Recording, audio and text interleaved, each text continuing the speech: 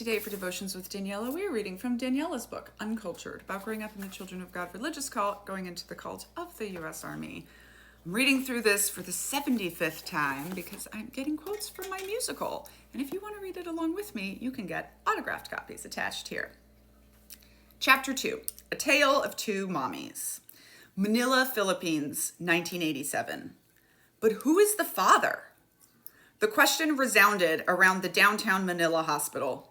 It wasn't unusual for a teenager to give birth without a man in sight, but the terrified, white, 15-year-old American girl, surrounded by several women, laying their hands on her, speaking in tongues, and calling on Jesus, each of whom she called Auntie, concerned the doctors, especially when the birth started to go wrong.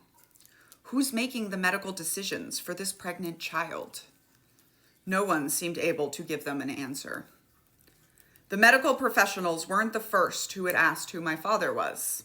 Months earlier, after Mom had graduated from teen training camp, where the prophet trained her directly on how to be a Bible woman who served at the feet of men and gave them everything they required, she, at 14, had been sent to another leadership commune, where she served a mission as one of the prophet's secretaries by day and a symbol of God's love by night. As her young, lithe body swelled with pregnancy, a scandal also grew in the family. Mom was the youngest of her generation to get pregnant by a full-grown adult, and everyone seemed surprised that a baby could result from a girl sent from bed to bed, expected to share God's love through schmecks with all the men in the commune. Though there were many candidates, it seemed likely that the father was Uncle John, a 40-year-old lieutenant in the prophet's inner circle, the only one who knew where all the money came from and went to, a man well known for targeting the prepubescent girls and youngest teens, and one of Mom's regulars. Grandpa grew angry, paranoid that the system would not understand children having their own children. Grandpa is the cult leader. And that it could be used against us in times of persecution. In addition to sending Uncle John away for good, he dictated angry letters that Mom posted for his disciples.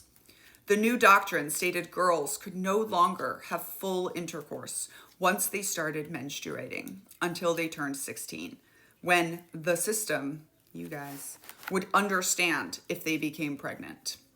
The unspoken implication was that rape of girls was fine if they weren't yet old enough to bleed. That was the world Mom was born into. Her father, Tom, joined the Prophet Berg in 1970 as his accountant and trusted advisor. He brought with him his then girlfriend, Margarita, from Texas. Her mother was so thrilled to be rid of a troublesome teenage daughter that she donated her Dallas area house to Berg. The location was just close enough to the Children of God's first commune, the famed Texas Soul Clinic, that it allowed Berg a luxurious haven for his leadership circle, while the rank and file members lived in survival mode on the compound. And it cemented our family's honored place in the family's rank structure. Tom and Margarita had trouble conceiving. Inspired by the Old Testament story where Hannah promises God her firstborn child, Margarita begged God for a baby and promised the same. Within a few years, my mother, Christy, was born, and later her two younger sisters. But as the prophet's revelations became more schmexualized, including religious prostitution, child brides, incest, and pedo for God, Margarita feared for her daughters, and she feared that Tom would obey his prophet over any instincts to protect his children. She told Tom she was done. This is where the story splits. I was told a tale of prayer and dedication to God, of how special my mother was, and how God had chosen her to stay in his service, to grow up in the family. To do so, she had to forsake her mother.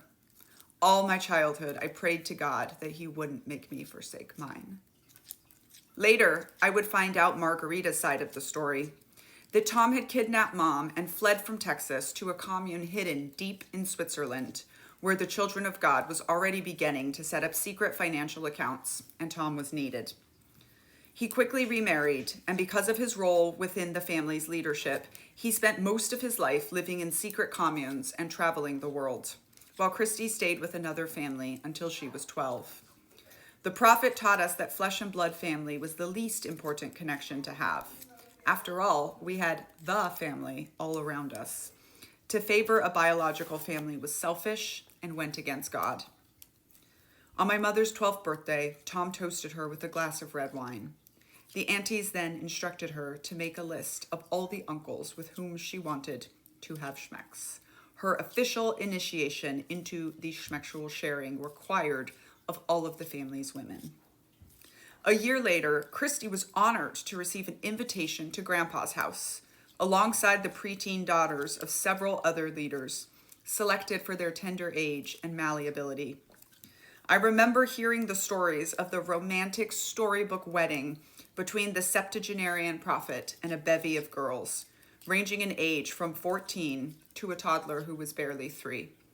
It was mere symbolism, we were told, a marriage to Jesus, a commitment to the faith. But of course, there was love-up time afterward, when the girls took turns alone with the old man, and the 3-year-old's mother ran the ceremonies. At 14, my mom became pregnant with me. Even though Grandpa was furious about Mom's unexpected pregnancy, he instructed his followers, God never makes mistakes, so we will love this baby. God might not have made mistakes, but sometimes he did create emergencies to test our faith. That's how I came into the world in a hospital, which Grandpa permitted for births. I was breech, less than 36 weeks, and the doctors were worried. It became clear that a cesarean might need to be performed, but the aunties refused. They tried to coach Mom to let go and let God, reminding her he was always in control. But in the end, the doctor offered the choice to my mother directly. And though it was a betrayal of her faith, she said she wanted the operation. She yearned for the blissful promise of the kiss of anesthesia, the relief from her terrible pain. The aunties tried to protest, but they had no legal standing. Mom was wheeled into the operating room, gloriously numb for the first time in her life. She'd deal with any consequences for asserting herself in a medical decision later. But the consequences didn't come. Instead, her choice was declared as divine intervention. The cord had been wrapped around my neck. Neither Mom nor I would have survived natural childbirth. Berg could say that it was God's perfect will, even if he had used the devil's doctors to perform it. Mom got a quick peek at her baby as they rushed me off to the incubator in the NICU, silent, minuscule, and purple. A nurse hurried to tell the doctor that a father had arrived, but she couldn't tell if it was the mother's or the baby's. The doctor shook his head and left the room as my mom feared for my life. An auntie entered to tell my mother that her father, Tom, was the man in the waiting room. Relieved, she trusted he would take care of her and it would all be okay. He knew where Uncle John had been spirited off to in hiding, and he could tell him about his baby, little Daniela. Mom felt a secret sense of joy as she thought of the name, Daniela. In a world where she'd never been allowed to make a decision for herself, not when to cut her hair, not when she could eat, or whether she wanted to have schmecks or not. She had a human being of her own. At least she'd get to make some decisions about her baby. She would cut her bangs and teach her to read and swim. She would have someone to love, no matter what. She rolled the name over and over on her tongue. Daniela, little Danny, her first child. Nobody could have an issue with the name. It was biblical, it was beautiful, and it had meaning. I was named Daniela, or God is my judge, the perfect name for a baby born into a family that, for 3 generations, had followed a prophet who taught them that God, and by extension he, were the only authorities to whom they ever had to answer. You can get signed copies attached here. Every time I'm signing a copy to a Daniel or a Danielle or a Daniela, I'm like, I wonder if they know what their name means, because they're about to.